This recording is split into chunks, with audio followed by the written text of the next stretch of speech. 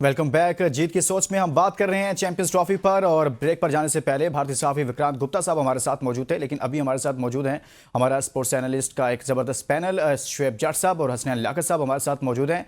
शुएब, आज की डिबेट का आगाज़ करता हूँ। पाकिस्तान का आज चैंपियंस ट्रॉफी का सफ़र ख़त्म हो गया।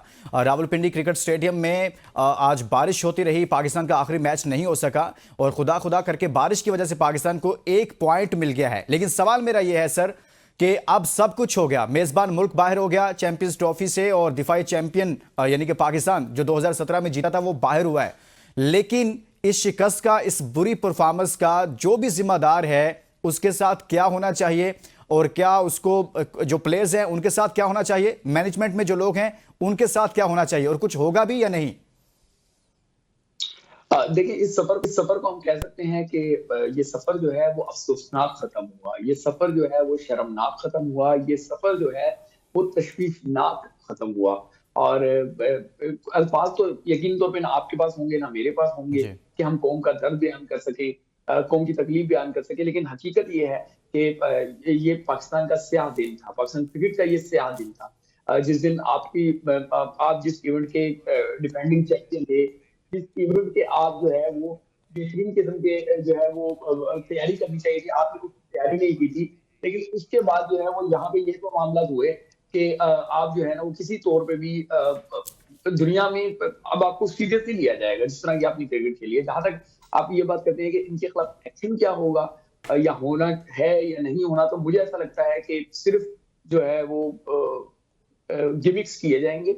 मैं आपको डे फर्स्ट से कह रहा हूँ कि सिर्फ ये किया जाएगा कि इधर उधर लोगों को उठा के कर दिया जाएगा, बहुत ज्यादा कोई बड़ा एक्शन आपको देखने में नहीं मिलेगा। सही है हसनैन। अभी विक्रांत गुप्ता साहब भी हमारे साथ मौजूद थे, तो उनसे भी मैंने सवाल किया कि आपको फर्क क्या नजर आया भारतीय क्रिकेट टीम में। हमने उस पॉइंट ऑफ व्यू से बात की, और पाकिस्तान क्रिकेट टीम में अभी जो मैचेस हुए हैं या गुज़िश्ता कुछ सालों से आपको क्या नजर आ रहा है? उन्होंने कहा कि पाकिस्तान की टीम वो टीम नहीं है जिसमें, उन्होंने पाकिस्तान के साबिक क्रिकेटर्स के नाम लिए और कहा कि वो थोड़ी सी बेखौफ टीम होती थी। ये टीम जो है इनसिक्योर है और डरी हुई है, खौफ नजर आता है इस टीम के अंदर। आप इत्तेफाक करते हैं इससे कि ये टीम सहमी हुई है, खौफ है? अगर है तो किस चीज का खौफ है इनको? देखें, लुकमान साहब, विक्रांत गुप्ता साहब ने जो बात की वो बड़ी जेन्युइन बात की है। क्योंकि जब एक प्लेयर के अंदर कैपेबिलिटी नहीं है ना, तो वो बेखौफ नहीं हो सकता। जब वो कैपेबल होगा तो बेखौफ होगा। ये बेसिकली इतने कैपेबल नहीं है, मॉडर्न डे क्रिकेट खेल नहीं सकते, इंटेंट दिखा नहीं सकते, तो वो फिर वो दिफाई अंदाज में चले जाते हैं। और ये वो क्या कहते होते हैं कि रेलू कट्टर टाइप जितनी भी आपने टीम 15 रुकनी इकट्ठी की थी, तो उस टीम के साथ आपको यही रिजल्ट मिलने थे। और विक्रांत गुप्ता साहब की मैं बात को बिल्कुल एग्री करता हूँ कि इस टीम में मोहम्मद आमिर जैसा सुपरस्टार कोई नहीं था, इस टीम में सरफराज अहमद जैसा सुपरस्टार कोई नहीं था, इस टीम में शोएब मलिक जैसा सुपरस्टार कोई नहीं था, इस टीम में शाहिद खान अफरीदी जैसा दलेर सुपरस्टार कोई नहीं था। जब उन्होंने क्रिकेट खेली तो दिलेरी से खेली। तो अनफॉर्चुनेटली जो पाकिस्तान क्रिकेट का ब्रांड था दिलेरी वाला, वो इसमें खत्म होता हुआ चला जा रहा है। और मैं आपको एक दो खबरें देता चलूं कि अभी जो न्यूजीलैंड की टीम जा रही है न्यूजीलैंड के दौरे में, उसमें आपको T20 क्रिकेट तक तो मुझे कंफर्म हो चुका है जराए से कि T20 क्रिकेट में अब आप बाबर आजम को नहीं देखेंगे, रिजवान को नहीं देखेंगे, और ये जितने भी बड़े बारी बरकम सुपरस्टार हैं इनको T20 इसमें वो लड़के आएंगे हसनैन जो अभी कैंप चल रहा है लाहौर में अब्दुल रजाक की क़ियादत में, या उनको वो देख रहे हैं, उनमें से लड़के पिक किए जाएंगे उसमें से? जी हाँ, उसमें से भी हो सकते हैं, उसमें से भी एक दो लड़के हो सकते हैं। लेकिन इसमें आपको याद है कि सुफियान मुकीम भी आपकी प्लेइंग 11 का हिस्सा थे, फैसल अकरम थे, उसके साथ इरफान न्याजी थे, फिर 2-3-4 और ऐसे लड़कों को जेर गौर लाया जा सकता है जो कि हाल ही में लीग क्रिकेट में अच्छी परफॉर्मेंस दे चुके हैं। क्योंकि अब जो T20 क्रिकेट है उसके ऊपर फोकस होगा। आगे आपने एशिया कप में भी T20 फॉर्मेट में खेलना है, उसके बाद वर्ल्ड कप भी आपने T20 फॉर्मेट में खेलना है, और ये एक उसूली फैसला आपको देखने को मिलेगा बोर्ड की जानिब से। और शायद इसका ऐलान चेयरमैन करें खुद ही कि जो आपके सीनियर प्लेयर्स हैं उनको T20 से कम बैठा दिया गया। क्योंकि आइंदा हमारे आने वाले दिनों में ओडीआई क्रिकेट उस तरह से मतलब प्रायोरिटी नहीं है, तो शायद एक दफा फिर वो डस्ट को बैठाने के लिए T20 में तब्दीली की जाएगी। और ठीक उसी तरह से जिस तरह बाबर आजम को कई महीने बाद ओडीआई के लिए कप्तानी से हटाया गया था, उसी तरह से शायद ओडीआई में उखाड़ पिछाड़ बाद में जाके की जाए। सही है, पहले T20 के लिए हो सकते हैं। शुएब, पाकिस्तान टीम में जो बात हो रही है, जैसे मैंने हसनैन से भी जानने की कोशिश की कि इनसिक्योरिटी, विक्रांत भी ये बात कर रहे हैं, बाकी लोग भी कुछ ऐसी बात करते हैं, खौफ है, डर है, सर तनख्वाह टाइम पे मिलती है, सेंट्रल कॉन्ट्रैक्ट में इनको जो जैसे कहते हैं क्रिकेट बोर्ड को दबाव में लाकर या अपने सेंट्रल कॉन्ट्रैक्ट अपनी मर्जी से ले लेते हैं, ब्लैकमेल कर लेते हैं, पैसे इनको मिलते हैं, अलाउंसेस मिलते हैं, सर फिर किस चीज का डर है इनको, खौफ किस चीज का है, इनसिक्योरिटी क्या है इनके अंदर? यही तो सबसे बड़ा खौफ है कि ये सारी मराज खत्म हो जाएंगी। यही तो सबसे बड़ा खौफ है कि लाइमलाइट से निकल जाएंगे। यही तो सबसे बड़ा खौफ है कि इनकी ये जितनी मौजें लगी हुई हैं ये खत्म हो जाएंगी। अदरवाइज कोई मामला नहीं है। और मैं ये बताऊं कि अरसलान जो हसनैन बात कर रहे हैं, काफी हद तक मैं हसनैन की बात से जो है मुत्तफिक हूँ, लेकिन याद रखें कि न्यूजीलैंड में ही आपको वनडे सीरीज का भी सामना है। जहां तक मेरी इत्तलात है, जी जी। आपको जहां तक मुझे याद पड़ रहा है, आपको T20 खेलने हैं, फिर 3 वनडे वहां पे खेलने हैं। तो वनडे की टीम में भी आपको जो है फौरी तौर पे फैसले लेने हैं। तो फिलहाल, और मैं आपको ये भी बता दूं कि जब आप यंग टीम के साथ जाते हैं तो नताइज जो है, क्योंकि न्यूजीलैंड की टीम सेटल्ड टीम है, ठीक है, पाकिस्तान की टीम ने, क्योंकि इन्होंने पिछले 5 6 7 सालों में किसी और को आगे आने ही नहीं दिया, तो उनको शुएब सब एक चीज सर, अगर न्यूजीलैंड टूर में भी इसी टीम को भेजा जाता है ओडीआई के लिए, हम T20 की बात नहीं करते, बाबर भी हो, रिजवान भी हो, फिर इसी तरह से उस्मान खान भी हो, बाकी लड़के भी सारे उसी तरह से हों, इमामुल हक भी हो, तो फिर क्या फातेह पढ़ ली जाए पाकिस्तान क्रिकेट पर? देखिए, फातेह तो मेरे ख्याल से पढ़ाई जा चुकी है, लेकिन मजीद के लिए तो हम काफी लेट हो चुके हैं। हाँ। अब प्रॉब्लम यह है कि इसको अगर जिंदा रखना है तो उसके लिए फतह चाहिए। हाँ। फतह जो है वो आपको फौरन मिलनी नहीं है। अब जब आप ओवरहॉलिंग में जाते हैं तो फिर आपको बर्दाश्त करना पड़ता है। अब बात यह है कि अगर इन्होंने तब्दीली के नाम पे भी फिर तबाही ही की, फिर मेरिट को नजरअंदाज किया, फिर इन्होंने अपनी ही पर्चियां लड़ाई, फिर इन्होंने अपने ही जो है ना ग्रुपों को मजबूत करने की कोशिश की, तो फिर पाकिस्तान क्रिकेट जो है वो बहुत बुरे तरीके से जो है वो मैं समझता हूँ कि मजीद पस्ती में चल। सर आपने लफ्ज इस्तेमाल कर दिया Shoaib, merit merit merit merit, जैसे हमने पहले भी जिक्र किया, राशिद लतीफ साहब कहते हैं कि जब आप सवाल उठाते हैं वो कि इस क्रिकेट बोर्ड का क्या चेयरमैन मेरिट पर है, मेरिट तो तब आएगा, एहतसाब तब होगा जब आपका चेयरमैन मेरिट पर आएगा, ये साबिक कप्तान ऐसा कह रहे हैं। तो सर मेरिट का सवाल तो टॉप पर भी उठ रहा है, तो नीचे मेरिट कहां आएगा शुएब जाट साहब? फिर देखिए, इस टाइम सबसे बड़ा सवाल ये है कि एक तरफ जो है फौरी तौर पे इन्होंने सिलेक्शन कमेटी भी खत्म करनी है, फौरी तौर पे नई टीम भी सिलेक्ट करनी है, तो ये क्यों, किस बात का इंतजार कर रहे हैं? ये किस बात का इंतजार कर रहे हैं? सफर खत्म हो गया, ऑपरेशन शुरू कर दें। आज जब हम आपसे बात कर रहे हैं तो 27 तारीख खत्म हो गई है, ठीक है ना, 28 जो है वो शुरू होनी है, और उसके बाद आपको बताया कि सर पे जो है वो 16 तारीख खड़ी है। 16 को तो मैच है, आपको ऑब्वियसली यहाँ जाना होगा, 10 को जाना होगा या 9 को जाना होगा। तो अब इंतजार किस बात का है? रिजल्ट तो पहले ही पता था, ये मैच होता या ना होता, आपका सफर खत्म हो गया होता, तो इंतजार किस बात का ये कर रहे थे? ठीक है ना, करते हुए फैसले करते हुए दिखाई देते, ठीक है। सिलेक्शन, अब चलिए टीम का इन्होंने मॉरल खराब करना था तो टीम खत्म ना करते, सिलेक्शन कमेटी खत्म करने का ऐलान कर देते। किस बात का जो है ना इंतजार कर रहे हैं? फिर ये क्यों कौम को गुमराह कर रहे हैं? कर देते। अभी जो हवालियों से खबरें चलवा रहे हैं, हवालियों से मुहिमें चलवा रहे हैं, एक नैरेटिव बिल्ड कर रहे हैं कि चेयरमैन बहुत ज्यादा गुस्से में है और चेयरमैन किसी को नहीं छेड़ेंगे, और चेयरमैन ने तो कहा भी था कि ऐसा कर दे। सर कर देते ना, किसका इंतजार किसका कर रहे हैं आप मुझे बताएं ना। फिर यही बात आएगी कि वक्त कम था, लिहाजा हम इसके बाद सोचेंगे कि ये करने जा रहे हैं। हसनैन, आपको लगता है कि जैसे आपने बताया T20 में तो तब्दीलियां होंगी, लेकिन ओडीआई में फिर यही है कि यही टीम वहां पर जाकर खेलेगी जिसने अभी ये टूर्नामेंट खेला है?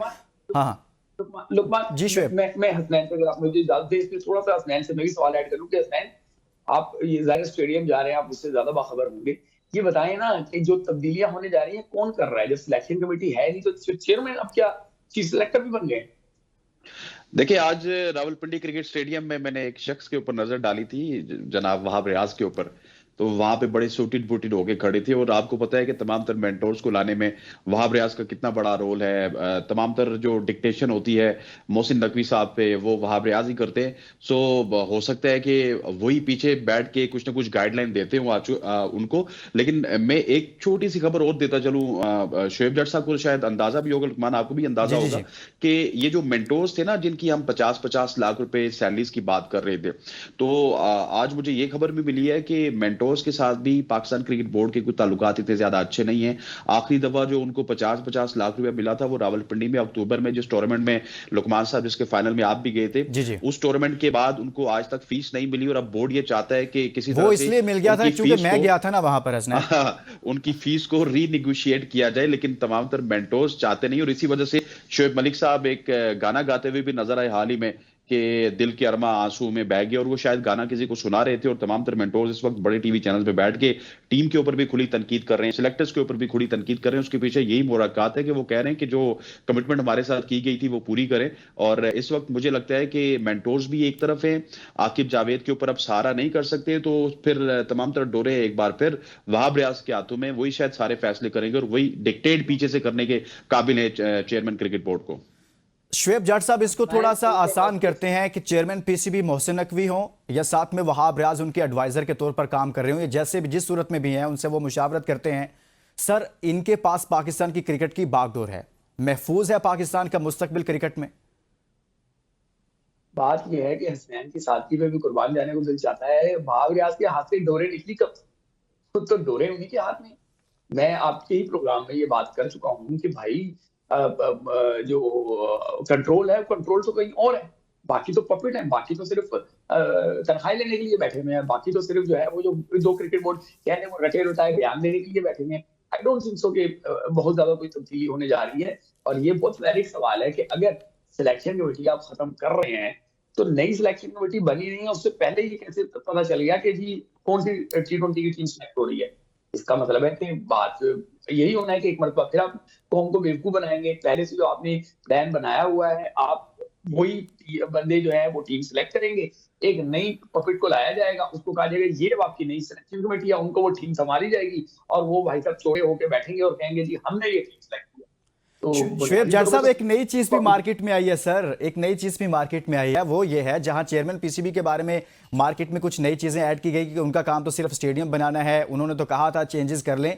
यहां पर रिजवान के हवाले से भी ऐसी चीजें मार्केट में फेंकी गई हैं, वो भी चाहते थे कि तब्दीलियां की जाएं, स्क्वाड ऐसा मुझे नहीं चाहिए है, मैं इस स्क्वाड के साथ नहीं खेल सकता। सर, आगे फ्यूचर की प्लानिंग हो रही है, वो भी सारे का सारा मलबा कहीं और डालने के हवाले से मार्केट में सारा मंजन आ चुका है। शुएब जाट साहब, फिर आप शायद लुकमान आपके ज़हन से निकल गया कि मैंने आपको कहा था कि फॉरवर्ड ब्लॉक जो है वो अपना काम कर रहा है जी। तो फिर मानते हैं आप हमारी बात के जो हम कह रहे हैं वो होता जा रहा है। जरा चंद दिन गुजरने तो दें, नहीं तो शिकस्त हुए आपको चंद घंटे हुए हैं, जरा एक दो रातें गुजरने तो दें, फिर आप तमाशा देखिए। अभी तो बहुत तमाशा लग रहा है।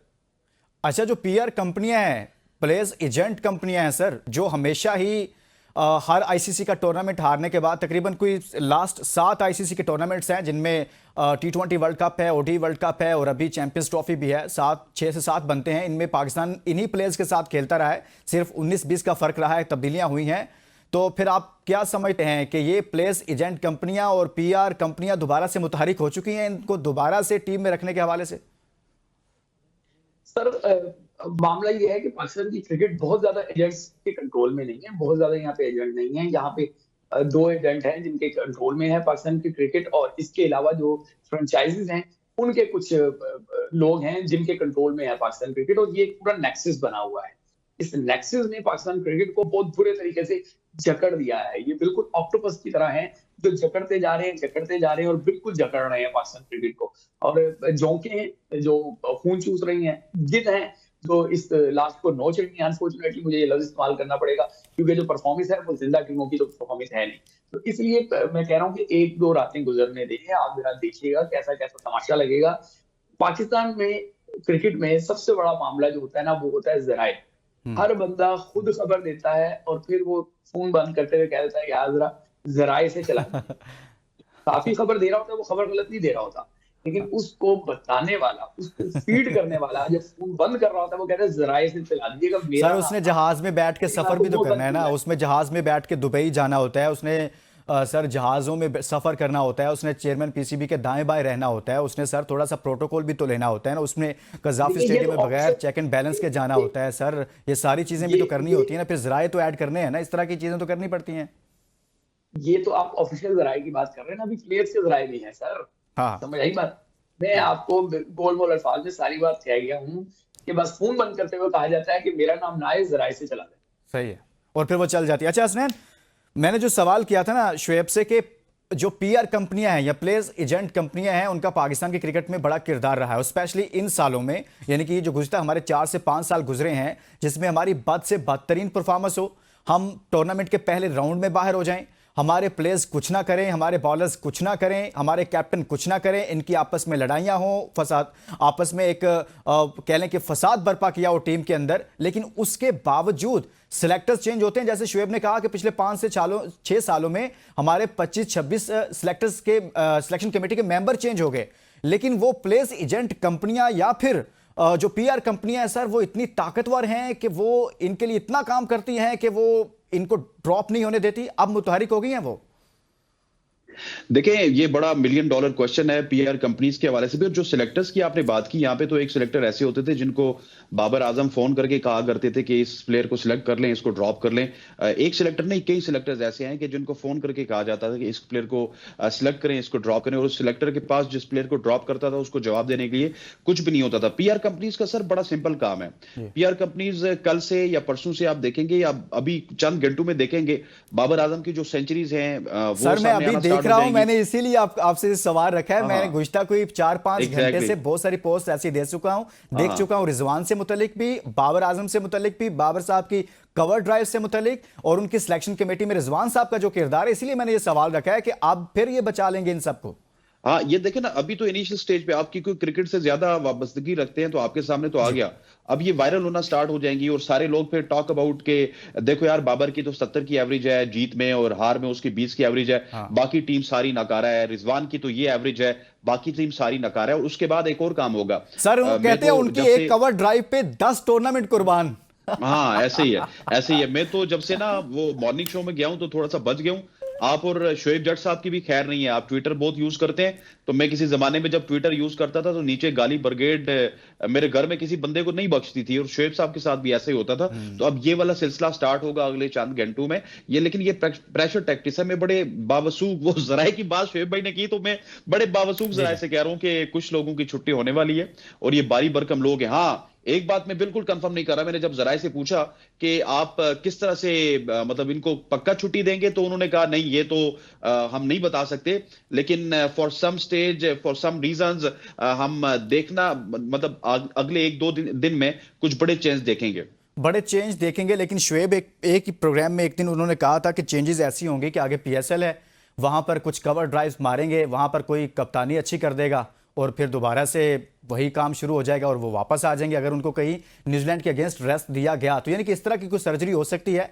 लेकिन शुएब, सवाल यहां पर यह है कि मोहम्मद रिजवान, हम बाबर पर तो बहुत बात करते हैं, सारी दुनिया बात करती है, मेरे ख्याल में हमें रिजवान पर भी बहुत बात करने की जरूरत है। मोहम्मद रिजवान जब से आए हैं सर, कौन से ऐसा मैच है जो इन्होंने जितवा कर दिया हो, जब ये मिडिल ऑर्डर में बैटिंग करते थे या फिर ओपनिंग में बैटिंग करते हैं? सर, इनका किरदार क्या रहा है? लुकमान, एक थोड़ा सा पॉइंट मेरा भी ले लीजिएगा, फिर शोएब भाई को मैं ये भी थ्रो करता हूं कि रिजवान की, देखिए रिजवान के ऊपर आप बात नहीं कर सकते ना, क्योंकि रिजवान के ऊपर आप जब बात करेंगे तो वो इस्लामी टच बहुत ज्यादा देते हैं। तो लोग स्टार्ट हो जाएंगे कि इस्लामी टच देने वाले शख्स के ऊपर लुकमान किस तरह बात कर सकते हैं। देखिए ना सर, उनके इस्लामी उसकी बात तो जाहिर सी बात है, हम उस तरह बात नहीं कर सकते। लेकिन आपको पता है कि इमामुल हक साहब ने भी कहा कि वो सबको नमाज के लिए इकट्ठा कर लेते हैं, वो ये सारी चीजें मैनेज कर लेते हैं। लेकिन वो कहते हैं क्रिकेट पॉइंट ऑफ व्यू से उन्होंने भी बात नहीं की कि वो अल्लाह कबूल फरमाए। अगर सारों को नमाज के लिए इकट्ठा करना तो भाई तबलीगी जमात में चलो, तो पाकिस्तान टीम में क्या कर रहे हो? नेक काम करो जाके, क्यों कौम की जो है बद्दुआएं ले रहे हो? सही बात है। यानी कि इस्लामी चीज़ें और सारी चीज़ें बहुत हमारे लिए उनका एक अपना मुकाम और मर्तबा है, सारी चीज़ें। लेकिन यह है कि आप अपनी कमजोरियों को छुपाने के लिए इन चीज़ों का सहारा ना लें, उनके पीछे छुपने की कोशिश ना करें। शुएब, रिजवान पर बात नहीं होती सर, कप्तान बना दिया। इससे पहले उनका टीम में जो किरदार रहा, आपने एक प्रोग्राम में कहा भी था कि उनका जो किरदार था वो बड़ा कह लेना पीछे रह के, जो स्क्रीन के पर्दे के पीछे रह के जो बहुत कुछ करवा देते हैं ना, वो वाला किरदार है। तो सर, इन पर क्यों बात नहीं होती इतनी? बाबर पर तो हम सब बात करते हैं। देखिए, मैं जो है ना मदवी वाले मामले पे तो बिल्कुल भी बात नहीं करूंगा। हम क्रिकेटिंग बात कर लेते हैं, और क्रिकेटिंग बात ये है कि मैं आपको डे फर्स्ट से कह रहा हूं कि क्वाइन का एक रुख दो रुख। अभी आपने बड़ी खूबसूरत बात की थी कि सिलेक्टर्स जो हैं, ठीक है ना भाई, बात ये है कि पिछले कुछ अरसे में सिलेक्टर्स और ऑफिशियल्स वो भी तो 1-2 कंपनियों से ही आ रहे थे ना। 2 जो एजेंट्स हैं उनके लिए शिकंजे में सारी क्रिकेट है। तो जितने पिछले कुछ अरसे में सिलेक्टर्स आए हैं या जितने टीम ऑफिशियल्स आए हैं, ज्यादातर का ताल्लुक तो इन्हीं 2 कंपनियों से था। ये बड़ा एक नेक्सिस है। देखिए, ज़का अशरफ को बहुत सारे लोगों को चुभ रहा था, लेकिन आप ज़का अशरफ के दौर की चीजें निकालें तो जो मैंने लास्ट इंटरव्यू ज़का अशरफ का किया था, उन्होंने कहा था तो कि हम तो ये एजेंटों को जरा कंट्रोल करने जा रहे हैं कि एजेंटों के पास बहुत ज्यादा मामला नहीं होने चाहिए, ज्यादा से ज्यादा जो टीम के लोग होते हैं, सेंट्रल कॉन्ट्रैक्टेड होते हैं, 2 से 3 होने चाहिए। ये नहीं होना चाहिए कि 8-8, 9-9 लड़के जो हैं वो एक ही एजेंट के पास हों, तो फिर इससे शुएब, पाकिस्तान आज वो इंटरव्यू आपने किया था ज़का अशरफ साहब का, मैं आपसे ये जानना चाहता हूं कि ये सच है कि जो सेंट्रल कॉन्ट्रैक्ट के लिए ज़का अशरफ साहब पर दबाव डालवाया गया था उसमें पीआर कंपनियों का और उन पावर जो प्लेस एजेंट कंपनियां हैं उनका बहुत अहम किरदार था? ज़का अशरफ साहब ने कोई ऐसी बात की थी? देखिए, उस इंटरव्यू में बड़ी, क्योंकि साबिक चेयरमैन है, उस इंटरव्यू में बहुत वाज़ेह तौर पे बता दिया गया था, जब मैंने ही उनसे सवाल किया था कि एक ही कंपनी के पास जो है वो बाबर भी हैं, रिजवान भी हैं और चीफ सेलेक्टर इंतमाम भी वहीं से हैं। तो फिर आपको याद होगा, यादव कंपनी वाला स्कैंडल भी आ गया था, फिर सारे मामला हो गए थे। जी जी तो उन्होंने कहा था कि जी हमें इस पे बहुत ज्यादा तशवीश है, और फिर इंतजामुल हक और क्रिकेट बोर्ड की बहुत ज्यादा आपस में लग गई थी, आपको याद होगा। जी जी जी अच्छा, उस सारे नेक्स्ट मतलब जो सिनेरियो था, उस सिनेरियो में फिर ये हुआ कि इंजमामुल हक की और उस एजेंट के दरमियान जो है वो फासले जो है ना बढ़ना शुरू हो गए थे। फिर क्या हुआ कि उसी मामलात में ये ट्राइका होता था, तो शाहीन जो है वो उस नेक्सस से निकलना शुरू हो गए। बहुत सारी कहानियां हैं जो थोड़ी बोरी जो है मैं बताता भी रहा हूँ लोगों को, कुछ लोगों को कहानियां पता भी है कि जरा चंद घंटे गुजरने थे आप, मैं समझता हूँ कि 48 घंटे या 72 घंटे अरे ये गुजरने थे, आपको बड़े तमाशे लगेंगे। फिर मैं तमाशों की अंदर की चीजें आपको बताना शुरू करूंगा। अभी मैं इसलिए नहीं बता रहा कि अभी हम भी देख रहे हैं कि जरा माहौल किस तरफ जा रहा है, फिर उस तरफ की चीजों को एक्सपोज करेंगे। उस तरह की चीज़ों को फिर एक्सपोज करेंगे। हसनैन लियाकत साहब, पाकिस्तान की बैटिंग ने तो जो किया इस टूर्नामेंट में, पाकिस्तान की बॉलिंग ने पाकिस्तान के साथ किया है। ऐसी ही तवक्को थी आपको इस बॉलिंग लाइनअप से?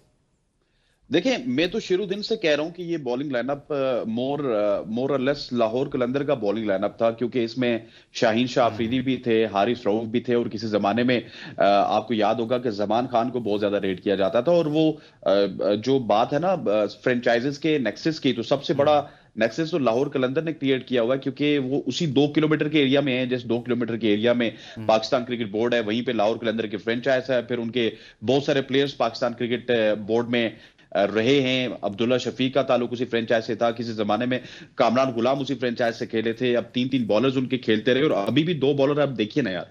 आप मुझे ये बताइए, दिल पे हाथ रखिए, कि क्या शाहीन शाह अफरीदी की जो परफॉर्मेंस थी वो सुपरस्टार वाली परफॉर्मेंस थी? क्या हारिस रऊफ की जो परफॉर्मेंस थी वो सुपरस्टार वाली परफॉर्मेंस थी? ये तो ऑस्ट्रेलिया में या फिर साउथ अफ्रीका में इनकी लॉटरी लग जाती है, लेकिन ये कोई एक्सक्यूज नहीं देगा कि पाकिस्तान में वो क्यों परफॉर्म नहीं करते। क्योंकि हमने 2023 के वर्ल्ड कप में देखा है कि जसप्रीत बुमराह इंडिया में अनटचेबल था, और वो उसी तरह से बीजीटी में जाके ऑस्ट्रेलिया में भी अनटचेबल होता है। हमारे वहां पे जाके तो अनटचेबल होते हैं, लेकिन पाकिस्तान में आके इनकी स्किल लेवल खत्म हो जाती है, इनका पेस खत्म हो जाता है। पेस तो रहता ही रहता है, इनकी इन स्विंग आउट स्विंग, इनका जो बॉल सीम होता है वो सारा खत्म हो जाता है। क्यों खत्म होता है? खत्म इस वजह से होता है कि ये साल भर में एक पीएसएल खेलते हैं, डोमेस्टिक क्रिकेट की तरफ मुंह नहीं लगाते, और अपने आप को इतना बड़ा सुपरस्टार समझते हैं, इतना बड़ा कि मैं समझता हूं कि ये तो अपने आप को वसीम अकरम और वकार यूनुस से बड़ा सुपरस्टार समझते हैं। लेकिन वसीम अकरम और वकार यूनुस को जब भी टाइम मिलता था ना, वो फ्लाइट से आते थे, तो जो हबीब बैंक उस वक्त डिपार्टमेंट होते थे, डिफरेंट डिपार्टमेंट होते थे, उनकी जानिब से खेला करते थे। लेकिन आजकल तो भाई 2019 में मेरे ख्याल इन्होंने आखिरी मैच खेले थे, अभी तक तो फर्स्ट क्लास के मैच डोमेस्टिक में जाना पसंद नहीं करते। शुएब, आज मैच होना था रावलपिंडी स्टेडियम में, मैच तो नहीं हो सका, लेकिन बारिश ने पाकिस्तान को एक पॉइंट दिलवा दिया है। आप क्या समझते हैं, अगर मैच होता बांग्लादेश के साथ, जो पाकिस्तान टीम की हालत है, तो ये जो बारिश की वजह से एक पॉइंट मिला है, ये पॉइंट्स टेबल पर हम कहां होते? फिर 2 पॉइंट होते या बिल्कुल ही कुछ ना होता?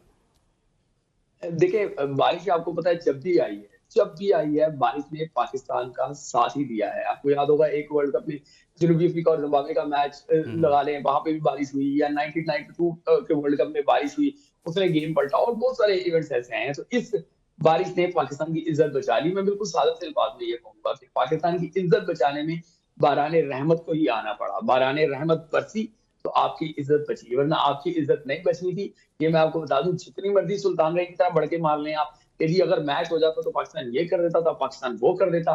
बांग्लादेश जो है वो उस इंडिया को जिसके आगे आप भीगी बिल्ली बने हुए थे, बांग्लादेश उनके गले आ गया, ठीक है ना? तो आपके भी वो गले आ जाना था।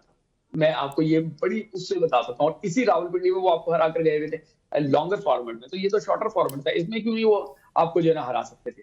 तो मुझे लगता है कि पाकिस्तान बड़ी कमजोर टीम थी और पिछली हुई टीम है, यूनिटी नहीं है, वन यूनिट नहीं थी, तो इसलिए इनका यहाँ पे तमाशा लगना। हसनैन साहब, बारिश ने पाकिस्तान की इज्जत बचा ली या फिर पाकिस्तान आखिरी मैच जीत जाता और जीतने के बाद कहा जाता कि शायद यार हम वो मैच भी जीत जाते ना, वो मैच हो जाता, वो जीत जाते तो पाकिस्तान टीम में ये स्किल्स मौजूद थी, या बारिश ने बचा लिया सबको? देखिए, जिस तरह का इंटेंट मैंने देखा है, मैं तो रावलपिंडी क्रिकेट ग्राउंड में मौजूद था। बांग्लादेश का जो मैच जी। था यहाँ पे साउथ अफ्रीका के खिलाफ, गालिबन साउथ अफ्रीका के खिलाफ ही था ना, if I am not wrong, या न्यूजीलैंड के खिलाफ, बैक पार्टनर। तो उस मैच में भी बांग्लादेश ने पाकिस्तान वाले मैच से ज्यादा इंटेंट दिखाया है।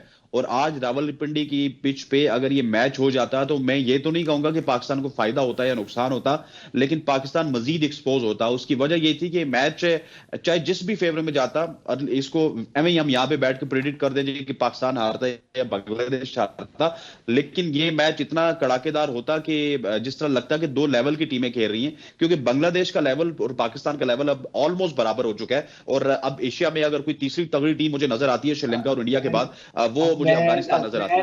हसनैन हसनैन मेरे भाई, कैसे लेवल बराबर हो गया? आप पॉइंट्स टेबल जाके देख लें, आप -1 पे खड़े हैं, वो -0 पे खड़े हैं। लेवल बराबर कैसे हो गया? आप हाँ। किसी तरह भी बांग्लादेश से ऊपर नहीं आएंगे, आप बांग्लादेश से नीचे खड़े हैं। अब सर वही मतलब कहने का मकसद ये है कि लेवल बराबर हो गया ना। अब हमसे अफगानिस्तान देखिए, ऊपर हो उनका गया। लेवल ऊपर हो जिस स्टेज पे हम होते थे सर, वो, हाँ, उनका लेवल अफगानिस्तान ऊपर हो गया और बांग्लादेश दोनों अफगानिस्तान ऊपर का हो हमसे भी ऊपर हो गया। ये कह सकते हैं आप, बिल्कुल ठीक कह रहे हैं गया। आप कि उनका अफगानिस्तान लेवल और हमसे बांग्लादेश का लेवल एक, ऊपर है, पाकिस्तान का नीचे है। हाँ, बस काइंड ऑफ ये है। और पीछे जो है आपका श्रीलंका रह गया। लेकिन श्रीलंका लुकमान, मैं अनफॉर्चुनेटली क्वालिफाई नहीं कर जी जी, सकता। शुएब क्या कहना चाह रहे हैं आप? एक एडवाइस देना चाहूंगा, अगर आप मुझे इसकी इजाजत दें। जी जी जी। क्विकली मुझे बताइएगा कि पाकिस्तान ने पॉइंट्स में क्या नंबर लिया है? पाकिस्तान सर अपने पॉइंट्स टेबल पर आखिरी नंबर पर है। नहीं, नंबर क्या है? माइनस में है, माइनस में। 1 नंबर लिया ना, 1 पॉइंट मिला पाकिस्तान को, 1 नंबर मिल गया। हाँ सॉरी, एक पॉइंट मिला बारिश की वजह से मेरे। नहीं, एक ना कहे, नंबर 1 कहे सर, नंबर 1 कहे। हाँ। ये नंबर 1 जो है ना भाई, इन्होंने एक बड़ा सा नंबर 1 गोल्डन कलर में फ्रेम करवाए, एक चेयरमैन की कुर्सी के ऊपर लगवा लें कि हम नंबर 1 रहे। ठीक है, आप एक जो है चीज सिलेक्टर को दे दें, नंबर 1 रहे। ये टीम के जो खलीफे हैं इनको भी दे दें कि जी नंबर 1 रहे। ये इसमें भी खुश हो जाएंगे कि हमारा नंबर 1 था भाई, हमारा नंबर 1 था।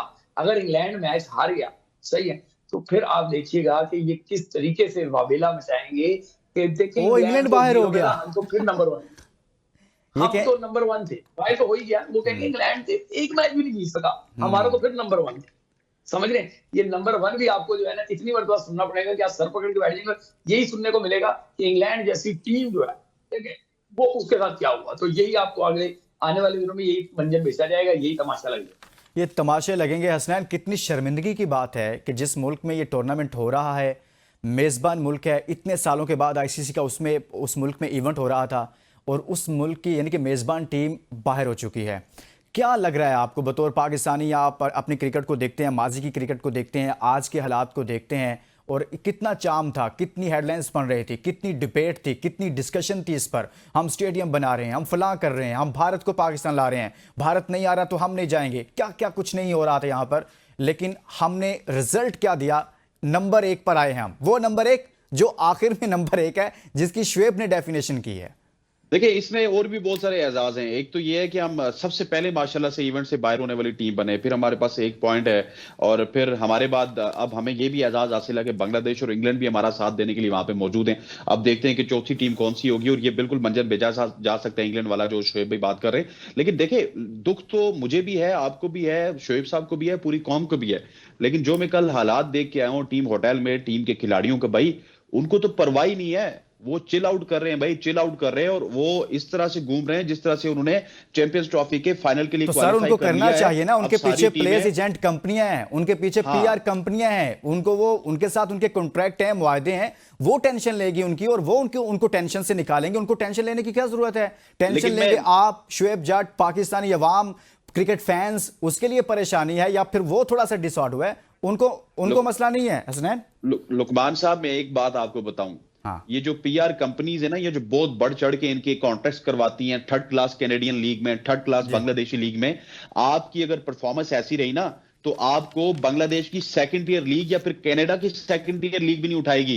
ये तो चले जो थर्ड क्लास लीग है या वहां की पहली लीग है, तो बहुत बुरा हाल हो जाएगा। बहुत बहुत शुक्रिया हसनैन आपका और शुएब जट साहब हमारे साथ मौजूद रहे, और आज के भारतीय सहाफ़ी विक्रांत गुप्ता साहब भी हमारे इस ट्रांसमिशन का हिस्सा बने। इसके साथ ही इजाज़त दीजिए और अपना बहुत सारा ख्याल रखिए। अल्लाह हाफिज़।